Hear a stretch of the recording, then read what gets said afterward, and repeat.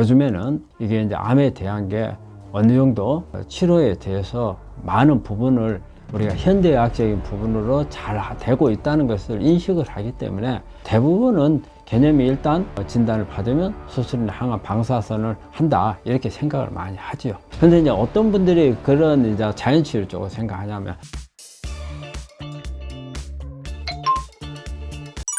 항암 치료를 거부하는 암 환자들이 많나요? 많은 부분은 아닙니다.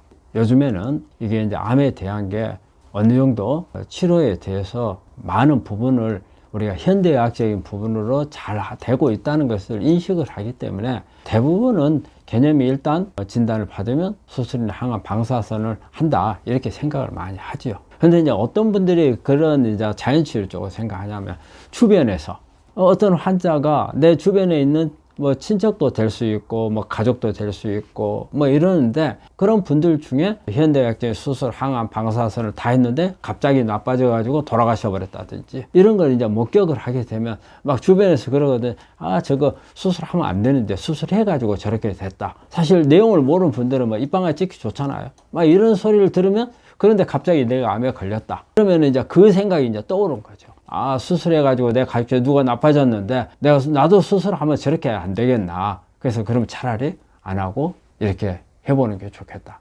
또 나는 내가 수술하려고 마음을 딱 먹고 있는데 누가 와가지고 야, 너 수술하면은 안 돼. 내 가족 중에 누가 이런 경우가 있었어. 근데 더 나빠졌어. 하지 마. 나는 지금 현대의학적인 하려고 하는데 옆에서 와가지고서 계속 이런 이야기들을 하면 고민이 빠지는 거죠. 여기 암 치료를 하는 게 어느 방향에서 어느 하나라도 삐끗하면은 안 좋아질 수 있는 가능성이 있는데 얼마나 고민이 되겠습니까? 야, 이런 분들도 있고 현대의학이냐 자연치유냐를 막 놓고서 결정을 못 해가지고 스스로 고민에 빠지는 분들 또 이런 분들이 있어요. 난 체력이 너무 안 좋아. 그러면은 내 체력이 안 좋은데 여기다가 수술을 하면은 항암을 하면은 나는 못 견딜 것 같아. 그래서 아예 안 하고 싶어. 야, 이런 분들이 있고 또 하나는 이제 고령인 분들, 아주 고령인 분들은 수술을 해야 되느냐, 항암을 해야 되느냐. 이제 사실 이런 분들한테는 그런 고민이 정말 되리라고 봐요. 우리가 대개 암세포라는 게 나이에 따라서 성장 속도가 느려지거든요. 젊을수록 성장 속도가 빠르고 또 나이가 많으면 성장 속도가 떨어지는 건 맞거든요. 그래서 굳이 수술이나 항암 방사선을 해가지고 환자한테 어떤 고통을 주고 부작용이나 후유증을 견디게끔 하는 게 그냥 안 하고 다른 어떤 자연치료를 한다든지 이런 방법으로서 하는 거하고 비교를 해서 어느 게 좋을지. 근데 특히 이런 부분에서 이제 삶의 질을 이제 우리가 생각하지 않을 수가 없거든요. 어느 게 삶의 질이 좋을지. 이런 부분에서는 사실 이제 고민이 될 수 있어요. 근데 또 한 가지 생각을 하는 게 그러면 고령을 어느 나이로 봐야 될지. 예전에는 우리가 60대만 넘어도 환갑이라 했잖아요. 60까지 사는 것을 축하합니다. 그 말이거든요. 그때는 60까지 살지 못하는 사람들이 많았기 때문에. 근데 요즘에는 수명이 뭐 80세 이렇게 넘어가기 때문에 어느 나이까지를 우리가 고령으로 보고 이걸 고민을 해야 될지 그런 부분도 생각을 해봐야죠. 저는 우리 환자분들을 보다가 이제 그거 상담하는 분들이 상당히 있거든요. 이제 이럴 때 이제 내 머릿속에서 계산을 하죠. 이분을 고령을 봐야 될지 말아야 될지. 그래서 저는 이건 제 생각입니다. 어떤 데이터가 아니고 저는 80세로 봅니다. 80세 정도 이하면은 요즘에는 웬만한 수술이라도 이게 다 견디시고 잘 하시기 때문에 80세 이상 되신 분들은 뭐 이거 전체가 다 그런다는 거 아니죠. 80세가 돼도 뭐 60세 같이 이렇게 활발하게 운동도 잘 하시고 하신 분들 계세요. 그런 분들에 해당되는 거 아니지만 제 머릿속에서는 80세를 기준으로 해서 이걸 한번 고민할 때도 됐다 이런 생각을 하죠. 그래서 그런 부분에서 이제 이렇게 갈등이 생기는 경우가 많은데 항상 제가 앞에 서두에 말했듯이 결정하는 기준은 저는 가성비라고 봐요. 그 다음에 나중에 올 수 있는 이걸 해서 어떤 좋아질 수 있는 통계 자료 이런 부분들을 보고 하셔야 되고 또 우리 이게 있습니다. 우리 환자분들이 어떤 암은 5년 생존율이 몇 프로다 이걸 보시는 분들이 있어요. 그래서 5년 생존율이 특히 뭐 유방암이라든지 좋은 암들이 있거든요. 갑상선 암이라든지 이렇게 생존율이 좋은 암이 있는데 여기에서 여러분들이 꼭 생각해야 될 게 있어요. 우리가 말하는 이런 데이터는 현대의학적인 치료를 하고 난 후의 결과라는 것을 말씀을 드립니다. 현대의학적으로 그냥 암을 아무것도 안 했는데 그냥 둬버려도, 예를 들어서 유방암이 뭐 80%다 90%다 한다면 수술이나 항암 방사 아무것도 안 하고 80% 90%의 생존율을 보인다, 그 말이 아닙니다. 치료를 하고 생존율을 보는 겁니다. 그런데 이제 우리 자연치유 하시는 분들이 제가 보니까 유방암 환자분들이 그런 분들이 더 많은 것 같아요. 유방암 환자들은 애우가 좋은 암으로 돼 있잖아요. 그러니까 내가 자연치유해도 좋아질 수 있겠다. 원래 이게 좋은 암이니까. 근데 우리 항상 그때 말씀드린 게 유방암도 애우가 좋은 거는 이런 치료를 받고 난 후에 애우가 좋은 겁니다. 이것을 안 했을 때는 그 통계하고 맞는 게 아닙니다. 그런 말씀을 드리거든요. 그래서 그런 부분들을 좀 참고를 하셔가지고 치료를 결정하시는 게 좋을 것 같습니다. 항암 치료받는 것이 삶의 질과 수명에는 어떤 영향을 미칠까요? 우리가 이제 어쨌든 항암 수술부터 다 그래요. 수술이나 항암이나 방사선은 우리가 이제 침습적이라는 용어를 쓰잖아요. 내 몸에 위해를 가할 수 있는 이런 부분들인데, 우리가 단순하게 수술이나 항암 방사선을 하는데 이걸로 인해서 내 수명이 더 길어진다든지 그런 부분들은 아니겠죠. 아닌데, 단지 뭐냐면 암을 그대로 둠으로써 암이 성장을 해가지고 내 목숨을 위협을 했을 때 위협해서 나한테 문제가 될 수 있는 가능성을 수술이나 항암 방사선이 줄여주는 거죠. 이 암이 나한테 생리적으로 영향을 주고 생명의 목숨을 앗아갈 수 있는 부분들을 막아주는 그런 부분들을 같이 포함을 해서 그냥 뒀을 경우에는 훨씬 더 안 좋겠죠. 하지만 수술이나 항암 방사선을 해서 이걸 제거를 해줌으로써 내 생존 기간을 훨씬 더 길게 만들어 주는 것은 맞죠. 그러니까 수술이나 항암 방사선 자체가 길게 해준다는 의미는 아니죠. 그 방법을 통해서 암을 제거해 주니까 길어지는 거고, 그러니까 그 자체로는 우리 몸에 위해성이 더 있다고 봐야죠. 오히려 암이 아니었는데 이런 걸 한다 했을 때는 더 짧아지겠죠. 일단 삶의 질도 마찬가지예요. 삶의 질을 어쨌든 수술을 하면은 내 어떤 하나의 장기가, 조직이 제거가 되는 거거든요. 그러면 그 장기나 조직이 내 몸에서 했던 역할이 사라지는 거잖아요. 그만큼 내 몸은 불편할 수밖에 없는 거고, 그 다음에 항암을 했을 때는 내 세포에, 사실 항암제는 독이에요. 독이기 때문에 내 몸에 독이 들어왔어요. 독이 들어왔는데 더 큰 목적으로 암이라는 어마어마한 이 적을 물리치기 위해서 내가 참는 거죠. 하지만 암을 죽이는 동안에 나도 그 독에 의해서 피해를 입는 건 맞죠. 방사선도 마찬가지고요. 있기 때문에 그렇게 좋을 수는 없는 거죠. 그래서 가능하면 안 하면 좋겠지만 어쩔 수 없는 선택이잖아요. 그래서 요즘에는 어때요? 이제 새로운 치료법들이 많이 나오면서 우리가 예전에 세포독성 항암제 많은 부작용들이 많이 있었고, 이런 부분들을 보완하는 치료들이 요즘에 많이 나왔고, 또 수술도 훨씬 더 삶의 질을 높일 수 있고, 어떤 후유증이라든지 부작용을 줄이는 방법들로 보완이 되고 있고, 또 예전에는 여러 가지 보완적인 부분, 항암이나 방사선이 많이 개발된 게 없었으니까 수술을 할 때 수술 범위를 넓게 하고 조금 후유증이 나오더라도 감수를 하고 하는 수술을 했는데, 요즘에는 그렇게 비침습적인 방법이 침습적인 부분을 조금 더 줄이는 거죠. 한마디로 조금 더 축소된 수술을 하더라도 항암이나 방사선, 그 외에 뭐 면역 항암제도 있고 뭐 표적 치료제도 있고 여러 가지 받쳐줄 수 있는 부분들 있잖아요. 이런 부분들이 뒤에서 받쳐주기 때문에 예전처럼 무리한 수술을 하지 않는 경향으로 가고 있죠. 이런 부분들이 수술로 인한 부작용이나 후유증을 줄여주는 방법이거든요. 그래서 앞으로는 그런 쪽으로 많이 가고 있기 때문에 이런 우려스러운 부분들은 많이 줄어들 거라고 생각을 합니다. 급격하게 빠진 체중 어떻게 관리해야 할까요? 되게 우리 암 환자분들이 암에 걸리게 되면 체중이 많이 빠지죠. 체중이. 아무리 이렇게 비만한 분들도 어떻게 보면은 체중이 많이 빠져요. 그런데 이제 우리 환자분들이 제일 이제 신경 쓰는 부분이 뭐냐면, 내가 암에 걸리기 전에 체중과 암에 걸리고 난 후에 체중이 있어요. 그럼 빠질 거 아니에요. 근데 이제 암을 이제 어느 정도 수술이나 항암 방사선 끝나고 나면 회복을 해야 된다고 생각을 해요. 체중을. 그러면 어디로 돌아가야 될까? 옛날 내가 비만했던 시절로 가야 되는 건지, 아니면 그렇지 않고 적정한 라인이 어딘 건지, 그걸 잘 구분을 못 하시고, 우리 환자분들이 체중을 회복을 해야 된다고 생각하는 분들이 많아요. 암 때문에 살이 빠졌는데 암을 낳으면은 옛날 체중으로 돌아간다. 근데 이제 거기에서 이제 그 문제가 뭐냐면 그 체중으로 돌아가기 위해서 뭘 해야 될 건가? 그러면 이제 전부 다 먹는 걸로 해결하려고. 그런데 예, 이게 있어요. 우리가 그 암에 걸리고 나서 수술이나 항암 방사선 하고 나면은 빠지는데 지방만 빠지면은 좋겠죠. 한마디로 다이어트 하는 효과잖아요. 그런데 문제는 오히려 근육이 더 많이 빠져버려요. 근육이 많이 빠져가지고 훌쭉해져.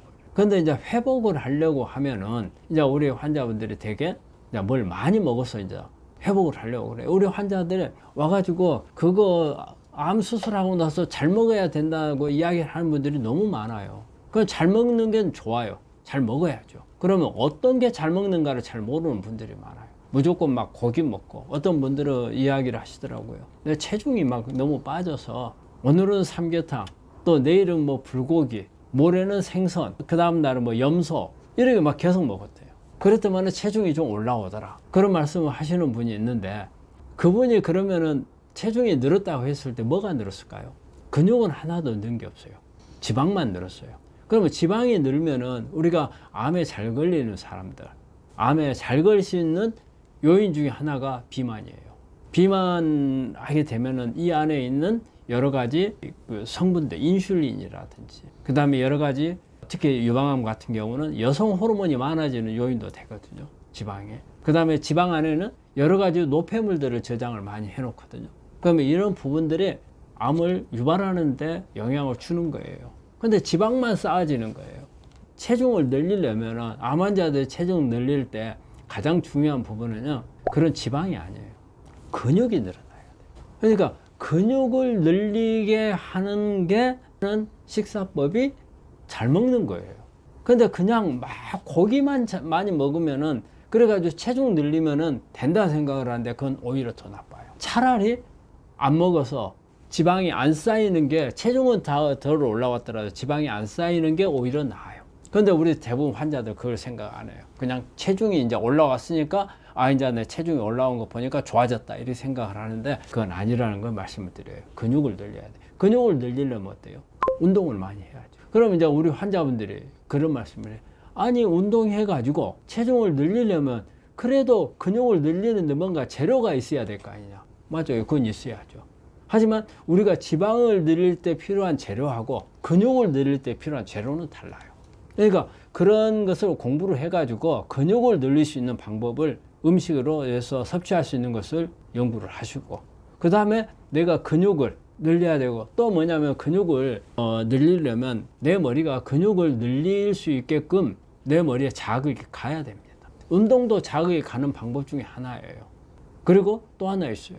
뭐냐면 우리 몸에 스트레스가 적어야 돼요. 스트레스가 많으면 귀찮아요. 세상이 귀찮아. 뭐 그런 하고 싶은 생각도 없어. 그러면 의욕도 없어. 그럼 근육 쓸 일이 없잖아요. 그럼 내 머리에서는 근육의 필요성을 못 느끼는 거예요. 그리고 우리가 기분이 좋아야 뭔가 하고 싶은 생각도 들잖아요. 그래서 첫째 기분이 좋아야 되고, 운동을 열심히 해야 되고, 그 다음에 그 운동을 했을 때 세포를 만들기 위한 이런 재료들을 그때 넣어줘야 돼요. 그때 넣어주는 게 단백질, 그 다음에 비타민, 미네랄, 그 다음에 수분, 이런 부분들을 적절하게 맞춰서 공급을 해줘야 되는 거예요. 그냥 육류만, 고기만 많이 먹어갖고는 절대 되질 않습니다. 그런 부분들이 중요하고, 그래서 우리 암 환자분들이 체중 빠지는 것을 신경을 써야 돼요. 하지만 항상 체중을 늘리기 위한 방법으로는 근육을 늘려야 된다는 것을 머릿속에 꼭 기억하고 계셔야 됩니다. 암 환자 식단 관리 어떻게 보시나요? 우리 이제 암 환자분들이 전반적으로 제가 이제 이렇게 환자들을 쭉 보면서 보면은 식단 관리를 못 하신 분들이 거의 대부분이라고 봐요. 그러면 이제 우리 병원에 이제 오는 환자들하고만, 그 환자들이야 전체 환자들에서 극히 일부잖아요. 일부인데 대부분의 환자들이 어떤 개념이냐면요. 대학에서 수술, 항암, 방사선 끝나고 나면 항상 여러분들이 뭘 해요? 집에 가서 잘 먹고 잘 쉬면 됩니다. 이 말을 듣고 나오거든요. 그러다 보니까 환자들이 대학에서도 식단 관리에 대해서 언급을 안 하니까 그런 부분들은 중요하지 않은 모양이다 생각하는 분들이 많아요. 그렇기 때문에 의외로 평소 때 생활하는 대로 돌아가서 하는 분들이 많죠. 그러다 보면은 처음에는 막 책도 찾아보고 뭐도 찾아봐가지고 뭐가 좋다 하는데 뭐 한 1년, 2년 시간이 가면서 보니까 재발도 안 해? 그러면 나는 다 나왔는 모양이네? 나 그럼 옛날에 내가 좋아했던 고기도 좀 먹어야지. 또 뭐도 먹어야지. 이런 상태로 가요. 그게 어떻게 보면 거의 대부분이라고 봐요. 그런데 이제 그 중에 일부 환자들이 이제 암에 대해서 관심을 갖고 내가 절대 재발 전이가 안 돼야 되겠다 이런 생각을 하다 보니까 이제 내가 어디에 중점적으로 노력을 해야 될까 이런 하다 보면은 이제 음식 쪽으로 포커스를 많이 맞추죠. 음식은 어떤 부분을 생각을 하냐면 면역을 면역을 높이는 음식을 먹어서 면역을 살려가지고 혹시 내 몸 안에 있을지 모르는 암세포를 죽여야 되겠다. 이게 이제 어떻게 보면 식단을 이렇게 항암 식단을 하는 분들의 가장 주된 이유가 이제 그런 부분들이죠. 그리고 이제 거기다가 또 하나 추가한다면 환경을 내 몸 안에 암이 살지 못하는 환경을 만들어야 되겠다. 이러는데 이게 전체로 볼 때 이런 식단을 관리를 하는 분들보다 저는 제가 볼 때는 하지 않는 분들이 더 많다고 생각을 해요. 한 몇 년 동안 암을 이렇게 투병 생활을 했음에도 병원에 왔는데 너무 모르는 분들이 의외로 많아요. 식단을 어떻게 먹어야 되는지. 그러면서 이분들이 하는 이야기가 누가 옆에서 그런 이야기 한마디 해준 적이 없다 이런 말씀을 해요. 누가 말 안 해줘서 난 몰랐다. 그런 말씀을 하는데 사실 그럴 때가 깜짝깜짝 놀래요. 왜? 우리가 암이라는 병이 상당히 중한 병이잖아요. 잘못하면 내 목숨도 잃을 수 있는 그런 병인데 이렇게 소홀할 수 있을까? 그런 생각을 하는데 의외로 그런 분들이 많고 또 반면에 관리를 너무 철저히 하는 분들이 있어요.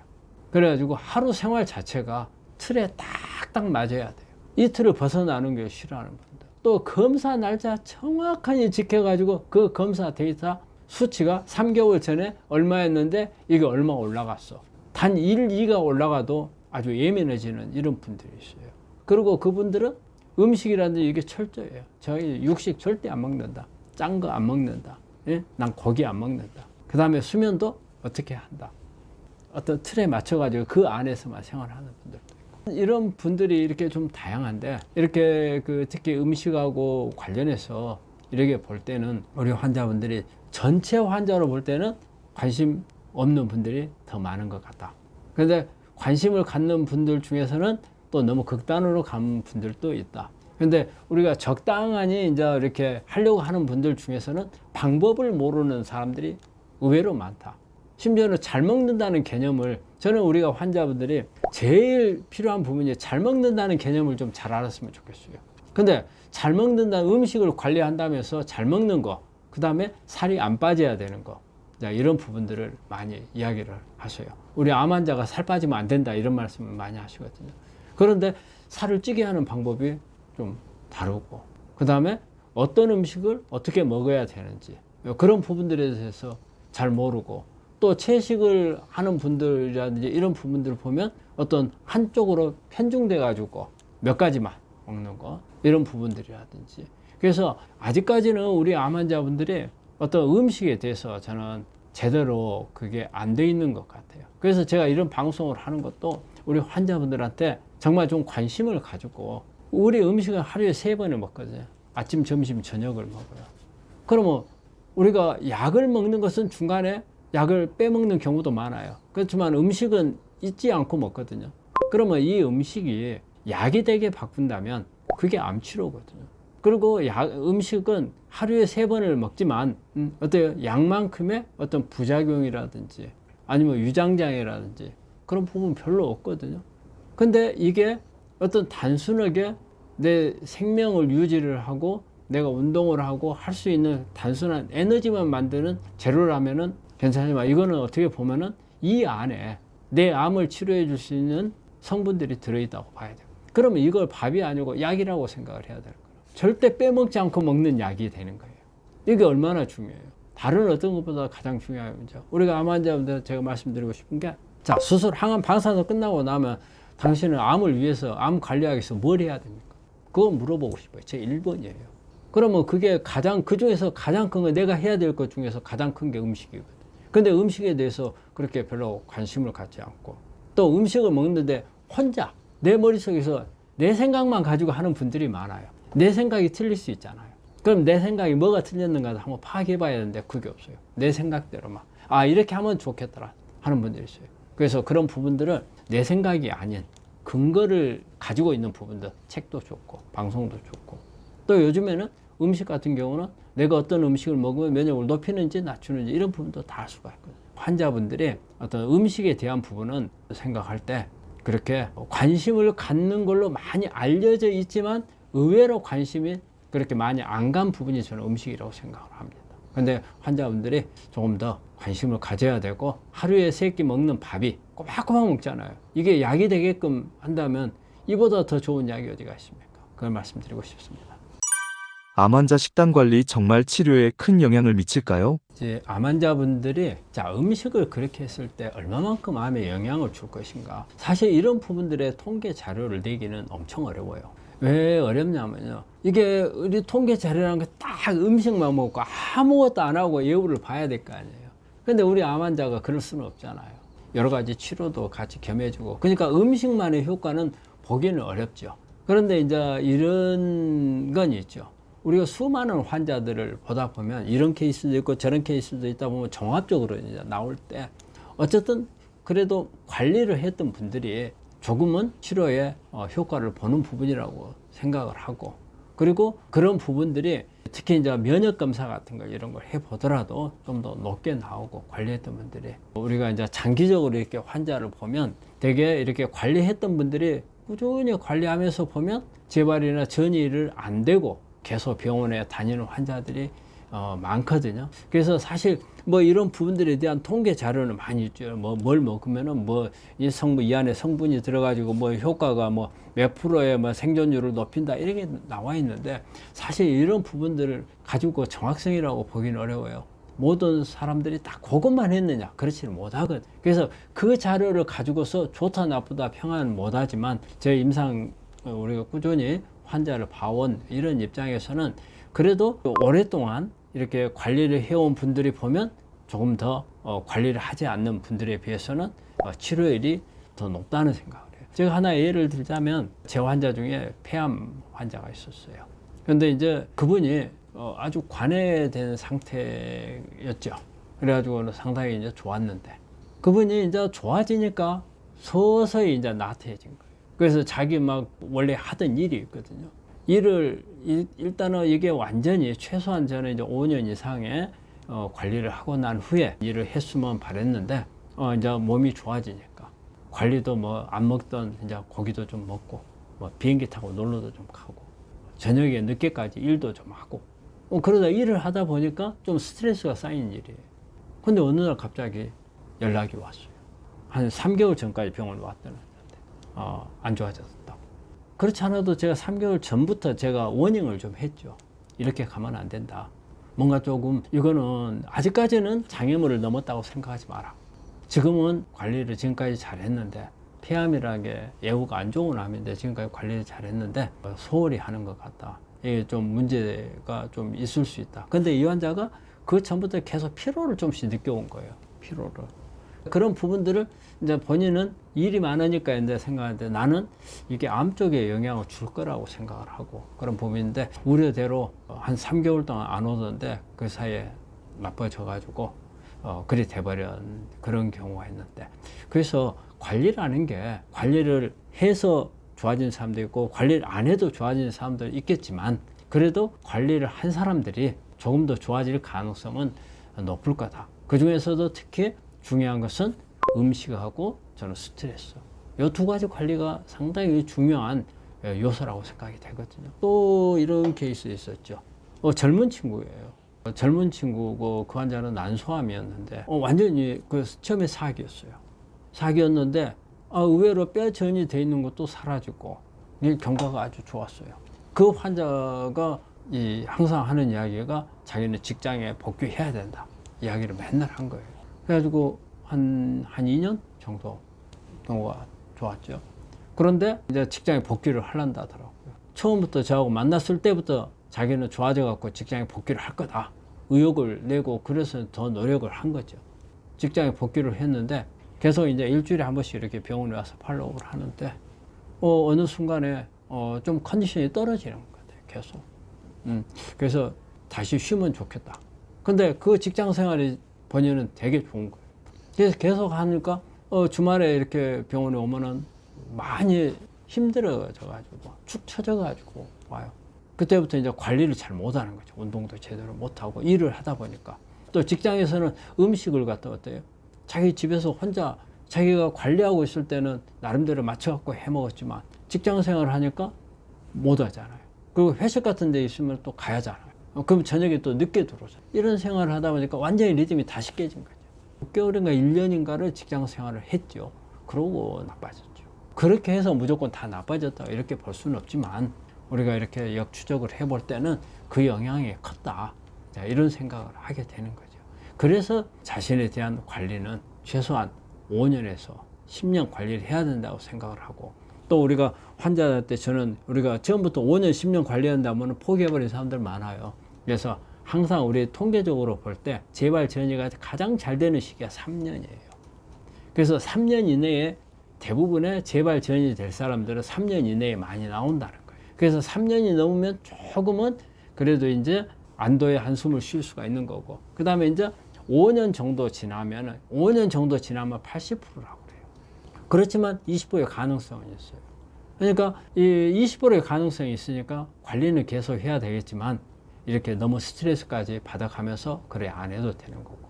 근데 우리 환자들이 이제 5년이 넘으면은 다 나았다고 생각을 해요. 그게 왜냐하면 보험 환자 우리나라 제도상 산정특례라는 게 있잖아요. 산정특례가 우리가 암이나 이런 중증에 걸렸을 때 5년간 의료보험 혜택을 주잖아요. 그러면 이게 끝나요. 5년 있으면.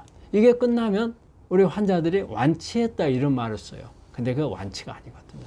5년, 우리가 국가에서 5년 혜택을 주기 위해서 산정특례 갖고 혜택을 주는 거지. 그게 암이 다 나았다는 상장이 아니에요. 근데 그렇게 생각을 해요. 그래서 그 5년이 지나고 나면은 이제 다 나았다. 나 옛날로 돌아간다. 절대 그러면 안 됩니다. 이때가 80%예요. 나머지 20% 가능성이 있어요. 이 20%에 들어가면 안 돼요. 근데 그 20%가 남았는데 완치라고 생각을 하는 거죠. 그건 잘못되기 때문에 계속 어떻게 보면 암은 평생 관리라고 하죠. 그래서 그런 부분들이 필요하기 때문에 우리 암 환자분들은 이걸 저는 말씀드려요. 우리 암을 관리해서 암이 재발이 안 되고 나으면 다른 질환들이 다 좋아져요. 이 환자가 가지고 있는, 예를 들어 내가 평소에 고혈압이 있었다. 고혈압 좋아져요. 당뇨가 있었다. 당뇨 좋아져요. 그 다음에 뭐 류마티스 관절염이라든지 이렇게 자가면역 같은 게 있는 사람들에게 대사성 질환서 이런 것도 다 좋아져요. 그러면 궁극적으로 어때요? 암 걸리고 나서 평소에 암에 안 걸렸으면 내가 살 수 있는 수명이 암에 걸리고 나서 한 10년 정도 더 살 수도 있어요. 다른 만성 질환을, 내 수명을 갉아먹는 질환들을 오히려 치료가 돼가지고 더 수명이 늘어날 수도 있거든요. 암을 관리하는 것은 평생 관리하는 게 좋겠고, 이 평생 관리가 내가 다른 만성 질환들, 내 노후에 나를 괴롭힐 수 있는 질환들, 내 수명을 짧게 만들 수 있는 질환들까지도 다 해결을 해줄 수 있다. 이런 생각으로 내가 건강하게 오래 산다고 그런 생각으로 관리를 하면 충분하게 암을 5년이고 10년이고 자신 있게 관리할 수가 있을 겁니다. 저는 그렇게 했으면 좋겠습니다.